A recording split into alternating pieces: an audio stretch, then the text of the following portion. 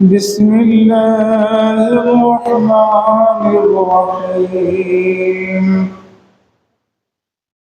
واتقوا فتنة لا تصيبن الذين ظلموا منكم خاصة واعلموا أن الله شديد العقاب. عن أبي سعيد الخدري رضي الله تعالى عنه أنه قال قال رسول الله صلى الله عليه وسلم من رأى منكم منكرا فليغيره بيده فإن لم يستطع فبلسانه فإن لم يستطع فبقلبه وذلك أضعف الإيمان.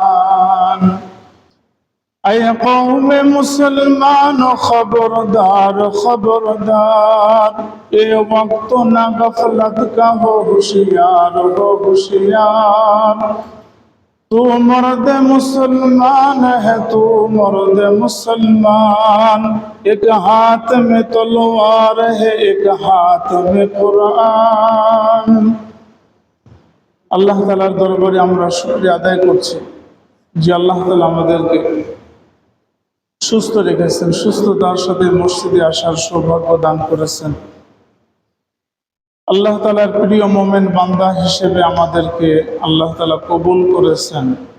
অন্তরস্থল থেকে আল্লাহ তাআলার দরবারে আমরা শুকরিয়া আদায় করছি, আলহামদুলিল্লাহ। প্রিয় হাজিরিন,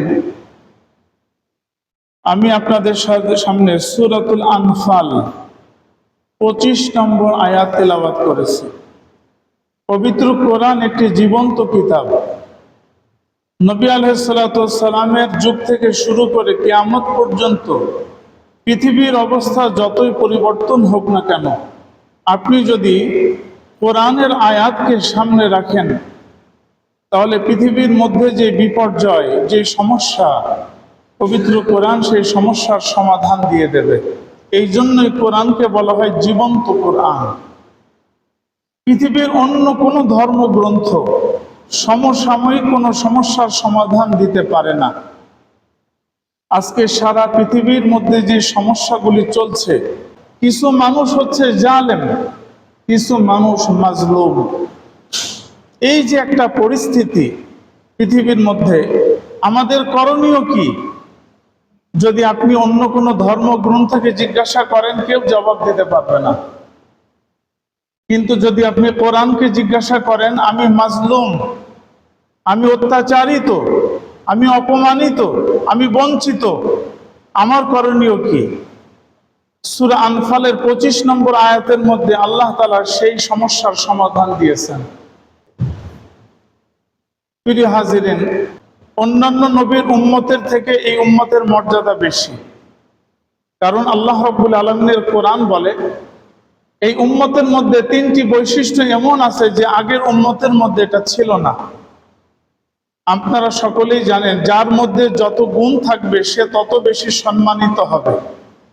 একজন ছাত্র পরীক্ষায় গোল্ডেন A+ পেয়েছে তার নামের কারণে না, তার বংশের কারণে না, তার যোগ্যতার কারণে। পড়াশোনা ভালো করেছে, পরীক্ষায় ভালো লিখেছে, রেজাল্ট ভালো করেছে, ফলাফল ভালো হয়েছে। তাহলে মানুষের মধ্যে যখন গুণ থাকবে তখন এই মানুষের মর্যাদা বাড়ে। তো পৃথিবীর যত নবী এই পৃথিবীতে এসেছেন, সমস্ত নবীদের উম্মতের থেকে এই উম্মতের মর্যাদা বেশি। কেন? কারণ এই নবীর উম্মতের মধ্যে এমন 3টি গুণ আছে যে 3টি গুণ পূর্বের নবীর উম্মতের মধ্যে ছিল না। আল্লাহ রাব্বুল আলামিন বিষয়টা পরিষ্কার করে কোরআনে বলেছেন, কুনতুম খায়রা উম্মাতিন উখরিজাত লিন-নাসি ওয়া তা'মুরুনা বিল মা'রুফি ওয়া তানহাউনা আনিল মুনকার ওয়া তু'মিনুনা বিল্লাহ। মুসলমান বন্ধুরা আমার, আল্লাহ তাআলা বলেন কুনতুম খায়রা উম্মাতিন, পৃথিবীর মধ্যে যত নবী এসেছে, যত নবীর যত উম্মত এসেছে, সমস্ত নবীর উম্মতের মধ্যে তোমরা সর্বশ্রেষ্ঠ উম্মত। কুনতুম খায়রা উম্মাতিন, তোমরা সর্বশ্রেষ্ঠ উম্মত। তার কারণ হলো তোমাদের মধ্যে তিনটি বৈশিষ্ট্য আছে। তা'মুরুনা বিল মা'রুফ, এক নম্বর বৈশিষ্ট্য হলো এই নবীর উম্মতরা নিজেরাও ভালো কাজ করে এবং অন্য মানুষদেরকে ভালো কাজ করার জন্য উৎসাহিত করে। নিজেরা নেক কাজ করে, অন্য মানুষকে নেক কাজ করার জন্য উৎসাহিত করে। ওয়া তানহাউনা আনিল মুনকার, এই নবীর উম্মতের বৈশিষ্ট্য হলো নিজেরা সকল প্রকার গুনাহ থেকে, অন্যায় থেকে বিরত থাকে। এবং এই পৃথিবীর মধ্যে যত জালেম জুলুম করুক না কেন, একজন মুমিন বান্দা প্রত্যেকটা জুলুমের বিরুদ্ধে সে অন্যায়ের প্রতিবাদ করতে থাকে। এই উম্মতের মধ্যে একটা গুরুত্বপূর্ণ বৈশিষ্ট্য। তৃতীয় নম্বর বৈশিষ্ট্য হলো ওয়াতুমিনুনা বিল্লাহ, তোমরা এক আল্লাহ তাআলার প্রতি একনিষ্ঠ আনুগত্য প্রদর্শন করো। এই তিনটা বৈশিষ্ট্য যখন কোন উম্মতের মধ্যে পাওয়া যাবে, আল্লাহ রাব্বুল আলামিন বলেন তুমি সর্বশ্রেষ্ঠ উম্মত। যদি একটা পাওয়া যায় সর্বশ্রেষ্ঠ উম্মত হতে পারবে না, যদি দুইটা পাওয়া যায় সর্বশ্রেষ্ঠ উম্মত হতে পারবে না, তিনটাকে একত্রিত হতে হবে, তাহলে সর্বশ্রেষ্ঠ উম্মত হবে। আমার কথা বুঝতেছেন আপনারা? তিনটার সমন্বয় ঘটাইতে হবে। এখন আমাদের মধ্যে তুমিনুনা বিল্লাহ, আলহামদুলিল্লাহ এটা আছে, আমরা সকলে ঈমানদার, আমরা আল্লাহ তাআলার প্রতি একনিষ্ঠ বিশ্বাসী। তা'মুরুনা বিল মা'রুফ, আমরা নেক কাজ করি এবং অন্যকে করার চেষ্টা করাই, আদেশ করি, দাওয়াত ও তাবলীগ করি, মানুষের কাছে দ্বীনের দাওয়াত পৌঁছে দিই। কিন্তু সমস্যা হলো তানহাউনা আনিল মুনকার, অন্যায় কাজে বাধা দেওয়া। প্রিয় ভাইরা আমার, একজন আলেম তিনিও নবীর উম্মত, আপনি মুসল্লি আপনিও নবীর উম্মত। আপনাকে যদি নবীর উম্মত হতে হয় আপনার মধ্যে তিনটা বৈশিষ্ট্য থাকতে হবে। যদি এমন হয় জালেম যখন জুলুম করে, কিছু মানুষ তাদের অন্যায়ের প্রতিবাদ করে আর কিছু মানুষ চুপ থাকে, তাহলে সমস্যাটা কি ঘটবে? সমস্যা কি? আমি কিছুই বললাম না, আমি চুপ থাকলাম, আমার সমস্যা তো হচ্ছে না, যারা প্রতিবাদ করবে তাদের সমস্যা হবে, আমি তো বেঁচে গেলাম। আল্লাহ রাব্বুল আলামিনের কোরআন বলে না না, তুমি বাঁচবে না। সূরা আনফালের মধ্যে আল্লাহ রাব্বুল আলামিন এই বিষয়টা পরিষ্কার করে বলেছেন। আল্লাহ তাআলা বলেন ওয়াত্তাকু ফিতনাতান, তোমরা সকলে আল্লাহ তাআলার পরীক্ষার ভয় করো, আল্লাহ তাআলার আযাবের ভয় করো।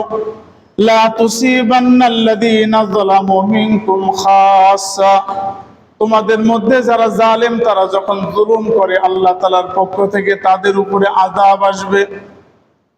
মুসলমান বন্ধুরা আমার, আমি আপনাদেরকে জিজ্ঞাসা করি, বাংলাদেশের মধ্যে ঢাকা শহরের মধ্যে যদি ভূমিকম্প হয়, তার নিঃসন্দেহে জালেমের জুলুমের কারণে আল্লাহ তাআলার পক্ষ থেকে ভূমিকম্প হয়েছে।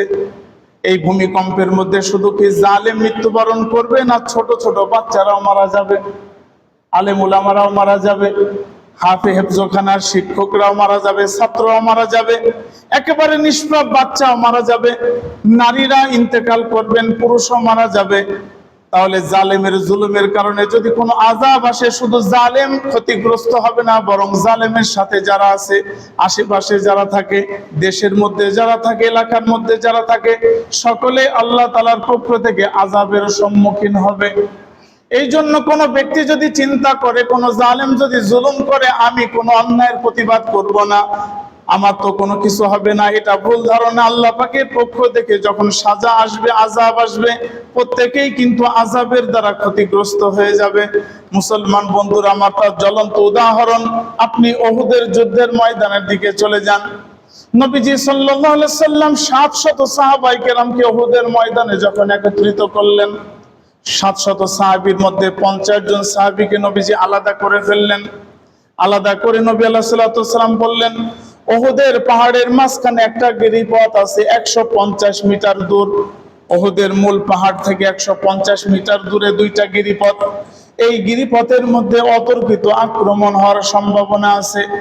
আব্দুল্লাহ ইবনে জুবাইর রাদিয়াল্লাহু তাআলা আনহুকে নবীজি বলেন, আব্দুল্লাহ 50 জন তীরন্দাজ তোমার সাথে দিয়ে দিলাম, তোমরা এই গিরিপথের এখানে দাঁড়াবে। আমাদের অবস্থা যেটাই হোক না কেন, ওয়াইন রাআইতুমুনা, যদি তোমরা আমাদেরকে দেখো যে কাফেররা আমাদেরকে কেটে টুকরা টুকরা করে ফেলছে, আমাদেরকে হত্যা করে ফেলছে, আমাদের সম্পদকে কেড়ে নিচ্ছে। তারপরেও আমি রাসূল তোমাদেরকে বারবার বলছি আমাদেরকে সাহায্য করার জন্য, তোমরা ময়দান ছেড়ে আসবে না, ওই গিরিপথ ছেড়ে আসবে না, ওখানেই দাঁড়িয়ে থাকবে। এরপরে যদি তোমরা দেখো যে মুসলমান সমস্ত কাফেরদেরকে হত্যা করে ফেললো, সমস্ত সম্পদকে নিয়ে নিল, গনিমতের মালকে সংগ্রহ করা শুরু করলো, মুসলমানদের বিজয় যদি তোমরা দেখো, তারপরেও তোমরা গিরিপথ ছেড়ে আসবে না। নবী আলাইহিস সালাতু ওয়াস সালাম 50 জন সাহাবীকে বারবার নিষেধ করে দিলেন। 50 জন সাহাবী চলে গেলেন। আব্দুল্লাহ ইবনে জুবাইর রাদিয়াল্লাহু তাআলা আনহু তাদের নেতৃত্ব দিলেন। মুসলমান বন্ধুরা আমার, তারা বিজ্ঞ সাহাবী ছিলেন, দীর্ঘদিন যাবৎ নবীজির সাথে সহবত ছিলেন, নবীজির প্রতিটা কথা তারা অক্ষরে অক্ষরে পালন করতেন। যখন মুসলমানদের বিজয়ের সুবাতাস শুরু হলো, সমস্ত কাফেররা যখন যুদ্ধের ময়দান থেকে পলায়ন করা শুরু করলো, তখন 50 জন সাহাবীর মধ্যে 40 জন সাহাবী বলল, আব্দুল্লাহ ইবনে জুবাইর রাদিয়াল্লাহু তাআলা আনহু, এখন তো আমাদের বিজয় হতে আর খুব বেশি দিন বাকি নাই, খুব বেশি সময় বাকি নাই, আমরা এখানে গিরিপথে দাঁড়িয়ে থেকে কি করব? চলেন আমরা সকলেই মুসলমানদের সাথে গনিমত সংগ্রহ করার কাজে ব্যস্ত হয়ে যাই। আব্দুল্লাহ ইবনে জুবাইর রাদিয়াল্লাহু তাআলা বললেন, ভাই সাহাবায়ে কেরাম, নবীজি সাল্লাল্লাহু আলাইহি সাল্লাম আমাদেরকে যে কথা বলেছেন আপনারা কি ভুলে গেলেন? নবীজি বলেছেন, যুদ্ধের পরিণতি যেটাই হোক না কেন, আমরা এই জায়গা ছেড়ে কোনোদিন মুসলমানদের কাছে যাব না। আপনারা কি ভুলে গেলেন? 40 জন সাহাবী বললেন, তারা ইস্তেহাদ করলেন, তারা মতামত বর্ণনা করলেন যে এখন তো যুদ্ধে জয়লাভ হয়ে গেছে, দাঁড়িয়ে থাকার কি প্রয়োজন আছে? মুসলমান বন্ধুরা আমার, নবী আলাইহিস সালাতু ওয়াস সালাম বারবার নিষেধ করেছেন, তারা নিষেধ শুনে নাই। আমিরের কথা অমান্য করে 40 জন চলে আসলেন। সকলে আপনাদের জানা আছে, খালিদ বিন ওলীদ রাদিয়াল্লাহু তাআলা আনহু, তিনি কাফেরদের দলের নেতা ছিলেন। তিনি 3 বার আক্রমণ করার চেষ্টা করেছিলেন, দেখলেন চতুর্দিক থেকে মুসলমান পাহারাদার আছে, কিভাবে আক্রমণ করব? যখন কাফেররা পালানো শুরু করলো, খালিদ বিন ওয়ালিদের সাথে 200 জন কাফের ছিল। যখন তিনি দেখতে পেলেন গিরিপথ কিছুটা ফাঁকা হয়ে গেছে, 50 জন মুসলমানের মধ্যে 40 জন চলে গেছে, মাত্র 10 জন আছে, 200 জন কাফের যদি অতর্কিত আক্রমণ করতে পারে তাহলে কোনো ক্ষতি হবে না, মুসলমানদের আমাদের বিরুদ্ধে দাঁড়াতে পারবে না। খালিদ বিন ওয়ালিদ রাদিয়াল্লাহু তাআলা আনহু, তিনি রণকৌশলে বড় পারদর্শী ছিলেন। জন্ম পরে থেকে মৃত্যু পর্যন্ত তিনি 200টা যুদ্ধ করেছেন, সেনাপতির দায়িত্ব পালন করেছেন, 150-র উপরে যুদ্ধ, একটাও শহীদ হওয়ার যোগ্যতা তিনি অর্জন করতে পারেন নাই। এত বড় তিনি সাহাবী ছিলেন, এত বড় সেনাপতি ছিলেন। অতর্কিত যখন আক্রমণ করলেন, আব্দুল্লাহ ইবনে জুবাইর রাদিয়াল্লাহু তাআলা আহত হয়ে গেলেন। আপনারা সকলেই জানেন 200 জন কাফের অতর্কিত আক্রমণে যুদ্ধের প্রেক্ষাপট পরিবর্তন হয়ে গেল। 700 জন সাহাবায়ে কেরাম ছিন্ন ভিন্ন হয়ে গেলেন। নবী আলাইহিস সালাতু ওয়াস সালামকে 14 জন সাহাবী ঘিরে রাখলেন। তারপরেও দূর থেকে উতবা ইবনে আবি ওয়াক্কাস একটা পাথর নিক্ষেপ করে নবীজির চেহারা বরাবর পাথর নিক্ষেপ করলো। নবী আলাইহিস সালাতু ওয়াস সালামের নিচের ডান দিকের 2টা দাঁত ভেঙে চূর্ণ বিচূর্ণ হয়ে রক্তাক্ত হয়ে গেল। আব্দুল ইবনে কুমাইয়া পাথর নিক্ষেপ করলো, নবীজির কপাল ফেটে রক্তাক্ত হয়ে গেল। নবীজি অজ্ঞান হয়ে গর্তের মধ্যে পড়ে গেলেন। মুসলমান বন্ধুরা আমার, বলেন তো এই বিপর্যয় যে হয়েছিল, এই বিপর্যয় নবী আলাইহিস সালাতু ওয়াস সালামের কথাকে অমান্য করার কারণে হয়েছিল। মাত্র 40 জন ব্যক্তির একটা ভুল সিদ্ধান্তের কারণে নবীজি সহ অনেক সাহাবায়ে কেরাম আহত হলেন, 70 জন সাহাবায়ে কেরাম শাহাদাত বরণ করলেন। মাত্র 40 জন ব্যক্তির ভুলে 70 জন মানুষ শাহাদাত বরণ করলেন। তাহলে 40 জন তারা কি শুধু ক্ষতিগ্রস্ত, না তাদের কারণে অন্যরাও ক্ষতিগ্রস্ত হয়েছে? এই জন্য কোনো অন্যায় হতে দেখলে কেউ যদি চুপ থাকে, তাহলে যারা প্রতিবাদ করবে শুধু তারাই ক্ষতিগ্রস্ত হবে না, যারা চুপ থাকবে তারাও ক্ষতিগ্রস্ত হবে। এই জন্য পৃথিবীর মধ্যে যত জালেম আছে, প্রত্যেকটা জালেমের জুলুমের প্রতিবাদ করতে হবে। আপনারা প্রতিবাদ কিভাবে করবেন? রাসূলুল্লাহ সাল্লাল্লাহু আলাইহি সাল্লাম তার পদ্ধতি বলে দিয়েছেন। আবু সাঈদ খুদরি রাদিয়াল্লাহু তাআলা আনহু বর্ণনা করেন হাদিস, সহিহ হাদিস, সমস্ত হাদিসের কিতাবে এটা আপনি পাবেন। নবী আলাইহিস সালাতু ওয়াস সালাম বলেন, মান রাআ মিনকুম মুনকারান, তোমাদের মধ্যে কেউ যদি অন্যায় হতে দেখে, ফালিগাইয়িরহু বিয়াদিহি, তোমার সামর্থ্য বিবেচনা করে হাত দিয়ে তোমাকে বন্ধ করে দিতে হবে, হাত দিয়ে। অর্থাৎ তোমার যদি ক্ষমতা থাকে তাহলে বন্ধ করে দাও। এটা ব্যক্তির উপরে নির্ভর করবে। যেমন কথার কথা, আপনার সন্তান আপনার পরিবারে কোনো অন্যায় করছে, আপনি বাবা, আপনি পরিবারের কর্তা, আপনার এই যোগ্যতা আছে যে আপনি আপনার সন্তানকে অন্যায় থেকে বাধা দিতে পারবেন, এটা আপনাকে দিতে হবে। কিন্তু পাশ্চাত্য সমাজ আমাদেরকে এটা শিখিয়েছে, ছেলে যখন প্রাপ্তবয়স্ক হয়ে যায় তখন বাবা মার কোনো অধিকার থাকে না। ছেলে যখন প্রাপ্তবয়স্ক হয়ে যায় বাবা মার কোনো অধিকার থাকে না। এটা পাশ্চাত্য সভ্যতার কালচার। ছেলে 15 বছর বয়স হয়ে গেছে, সে যদি কোনো মেয়েকে ঘরে নিয়ে আসে বাবা মা কিছুই বলতে পারবে না। কিন্তু ইসলামী বিধান হলো মৃত্যু পর্যন্ত বাবা মা, সন্তান বাবা মার অধীনে থাকবে। সন্তানের জীবন যৌবন, সন্তানের সম্পদ অর্থ সবকিছু বাবা মার পদতলে কুরবান হবে। প্রিয় ভাইরা আমার, বাবা তার সন্তানের অন্যায় কাজে বাধা দেবেন। যেমন হযরত লুকমান আলাইহিস সালাতু ওয়াস সালাম, সূরা লুকমানের মধ্যে খুলে দেখেন, লুকমান আলাইহিস সালাতু ওয়াস সালাম 13টা আদেশ করেছিলেন তার সন্তানকে। প্রত্যেকটা বাবা তার সন্তানকে আদেশগুলি করতে হবে। নবী আলাইহিস সালাতু ওয়াস সালাম বলেন, তুমি যেখানে অন্যায় দেখবে তোমার সামর্থ্য অনুযায়ী তোমাকে হাত দিয়ে বাধা দিতে হবে। আজকে একজন মুসলমান হিসেবে, নবীজির উম্মত হিসেবে আজকে আমরা সকলে চুপ আছি। এটা আমাদের যোগ্যতার বহিঃপ্রকাশ ঘটাচ্ছি না। কোরআনের পরিভাষা অনুযায়ী আমরা নবীর উম্মত হওয়ার যোগ্যতা রাখি না। আপনার সন্তান অন্যায় করলেও আপনাকে বলতে হবে, আপনি বাবা হিসেবে অন্যায় করলেও সন্তান হিসেবে আমাকে বলতে হবে, আমার বাবা এটা অন্যায় করেছে, এটা আমাকে বলতে হবে। যে যে অন্যায় করবে সবার অন্যায়ের কথা বলতে হবে।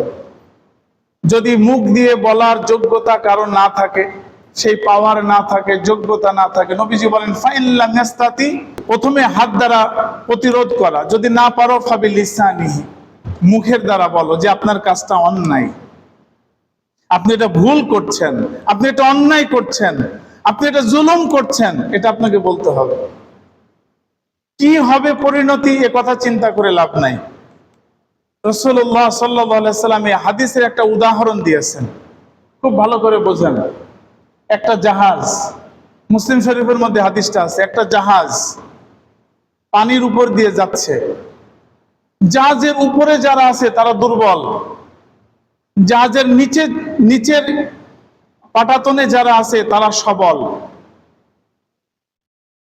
নিচের মানুষের পানি ফুরিয়ে গেছে, খাবারের পানি শেষ হয়ে গেছে, উপরের মানুষের পানি আছে, খাবারের পানি আছে। নিচের মানুষগুলি উপরের মানুষের কাছ থেকে জোর করে পানি নিয়ে আসছে, খাবারের পানি ছিনিয়ে নিয়ে আসছে, জুলুম। উপরের মানুষগুলির বাধা দেওয়ার কোনো যোগ্যতা নাই। উপরের মানুষগুলি বাধা দিতে পারছে না নিচের মানুষগুলিকে যে আমাদের পানি তুমি নিও না, আমরাও তো পিপাসার্ত হয়ে যাব, তৃষ্ণার্ত হয়ে যাব, আমরা পানি পাবো কোথায়? নিচের মানুষগুলি উপরের মানুষের কাছ থেকে পানি নিয়ে আসলো জোর করে। কিছুদিন যেতে যেতে, কিছু পথ যেতে যেতে উপরওয়ালাদের পানিও শেষ, নিচের ওয়ালাদের পানিও শেষ। এখন কি হবে? নিচের মানুষগুলি সিদ্ধান্ত গ্রহণ করলো, তাহলে পানির তো একটা ব্যবস্থা করা লাগবে। তাহলে এক কাজ করো, জাহাজের একটা কোনাকে ছিদ্র করো, তার থেকে আমরা পানি নিয়ে নিই। জাহাজের একটা কোনাকে ছিদ্র করা হচ্ছে, নিচের মানুষ যারা আছে তারা ড্রাম ভরে ভরে পানি নিচ্ছে। উপরের মানুষগুলি অবাক বিস্ময়ে তাদের দিকে তাকিয়ে আছে। উপরের মানুষগুলি নিচের মানুষকে কোনো কিছু বলল না, বাধা দিল না, তাদেরকে প্রতিরোধ করলো না, তাদেরকে প্রতিবাদ করলো না। নিচের মানুষগুলি জাহাজকে ফুটা করে পানি নিচ্ছে। আমি আপনাদেরকে জিজ্ঞাসা করি, কিছু সময় অতিবাহিত হওয়ার পর জাহাজ ওই রকম থাকবে না ডুবা শুরু হবে?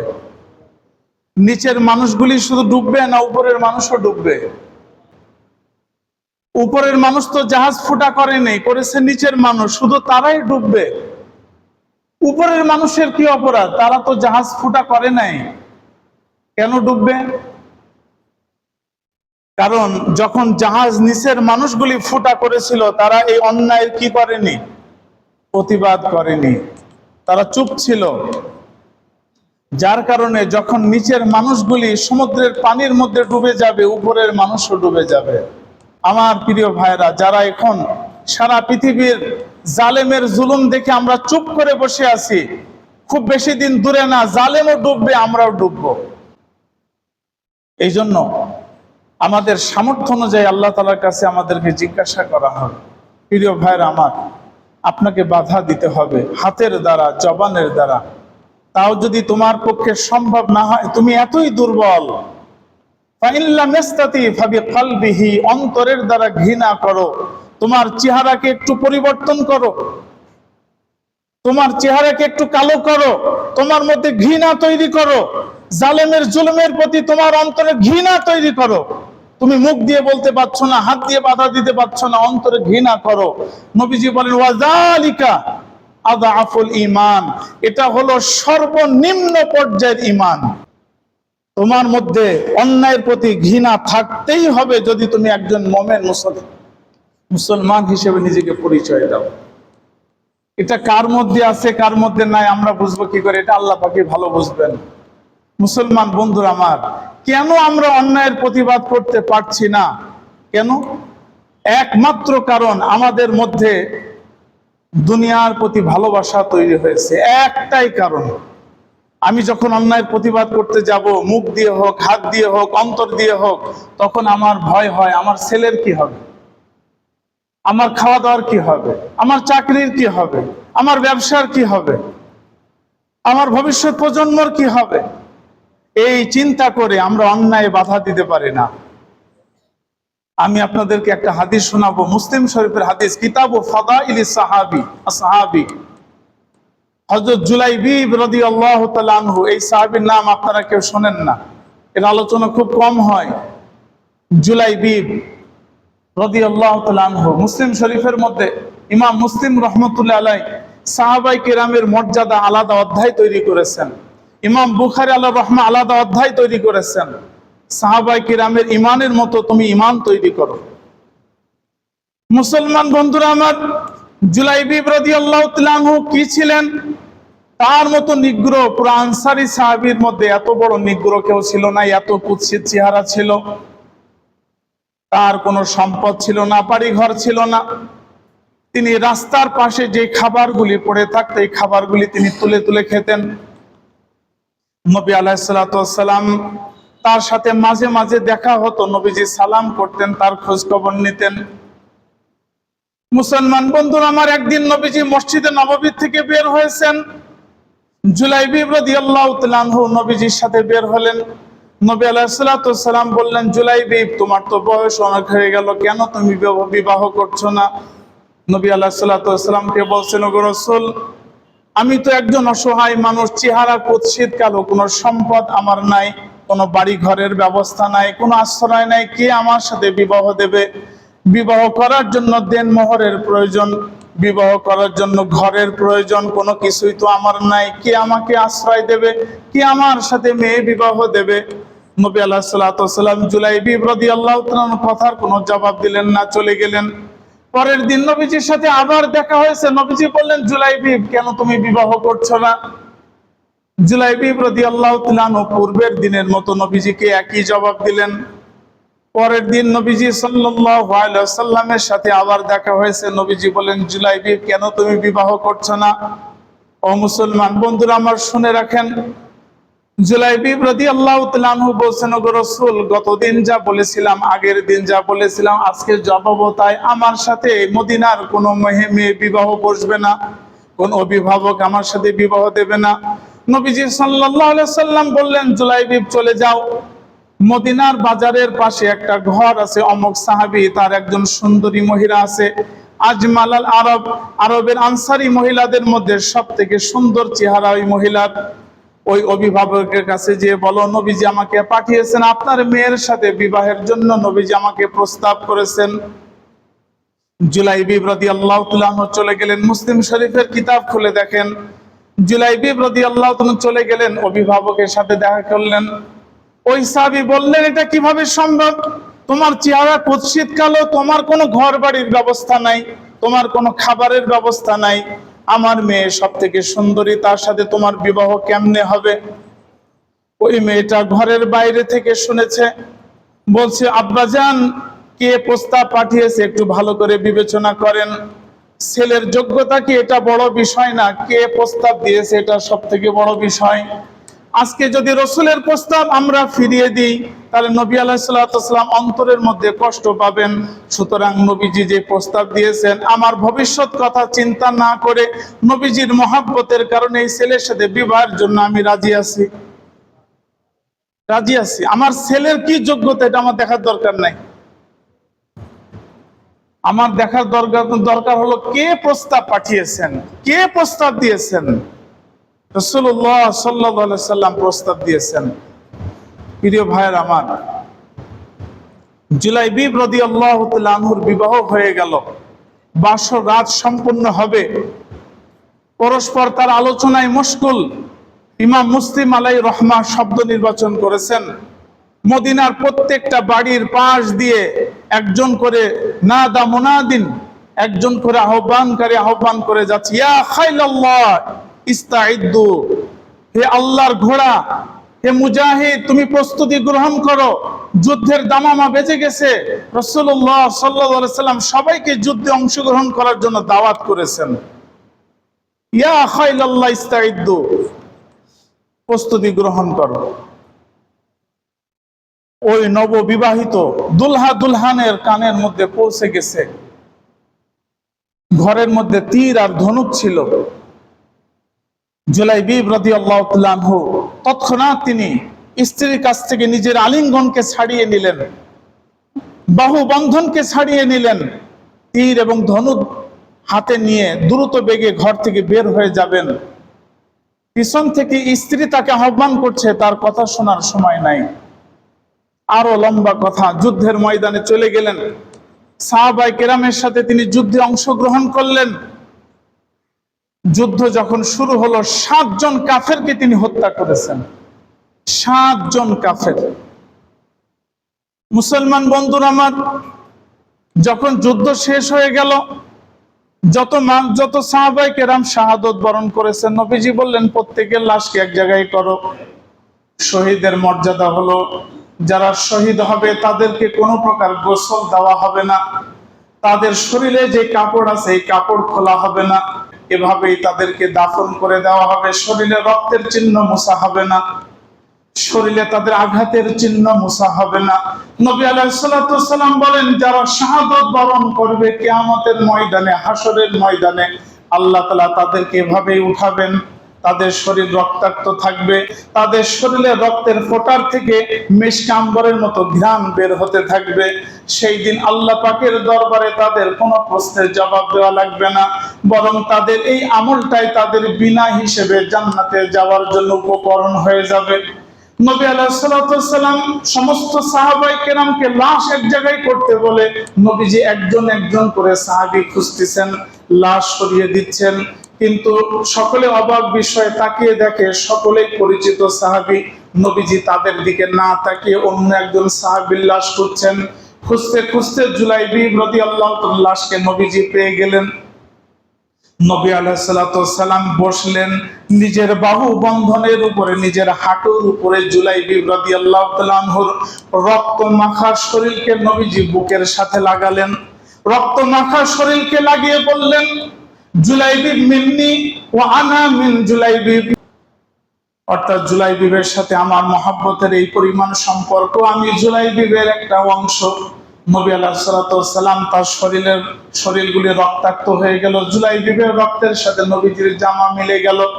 নবীজি লাশকে রাখলেন, মুখটাকে ডান দিকে ঘুরিয়ে দিলেন। সাহাবায়ে কেরাম জিজ্ঞাসা করলেন, ওগো রাসূল, সাহাবীর মুখ তো সোজা ছিল, ডান দিকে কেন ঘুরিয়ে দিলেন? নবী আলাইহিস সালাতু ওয়াস সালাম বললেন, আমি দেখতে পাচ্ছি জুলাইবিব রাদিয়াল্লাহু তাআলা আনহুর দিকে আল্লাহ পাকের কুদরতি হুরেরা লক্ষ লক্ষ হুর তার দিকে তাকিয়ে আছে। আমি যদি জুলাইবিবকে আমার চেহারার দিকে তাকায় রাখি তাহলে সে আত্মমর্যাদাপূর্ণ, সে অত্যন্ত লজ্জাশীল, সে লজ্জা পাবে। এই জন্য তার লাশকে ঘুরিয়ে দিলাম। এরপরে কবর খনন করা হলো, নবীজি নিজে কবরে নামলেন। জুলাইবিব রাদিয়াল্লাহু তাআলা আনহুকে নবীজি নিজে কবরে দাফন করলেন। কিয়ামতের ময়দানে নবী আলাইহিস সালাতু ওয়াস সালাম বলবেন, আমি এই শহীদের জন্য আল্লাহ পাকের দরবারে সুপারিশ করব। মুসলমান বন্ধুরা আমার, জুলাইবিব রাদিয়াল্লাহু তাআলা আনহু যুদ্ধের ময়দানে যেতে, অন্যায় কাজে প্রতিবাদ করতে তার কোনো বাধা হয়নি।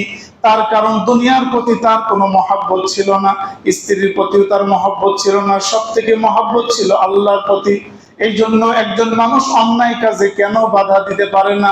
তার কারণ হলো দুনিয়ার প্রতি ভালোবাসা। অন্যায় কাজে বাধা দিলে আমার চাকরি চলে যাবে, আমার ব্যবসা লস হবে। কিন্তু জেনে রাখেন, আপনি যদি অন্যায় কাজে প্রতিবাদ না করেন, আপনি কোনোদিন নবীজির উম্মতের তালিকায় নাম লেখাইতে পারবেন না।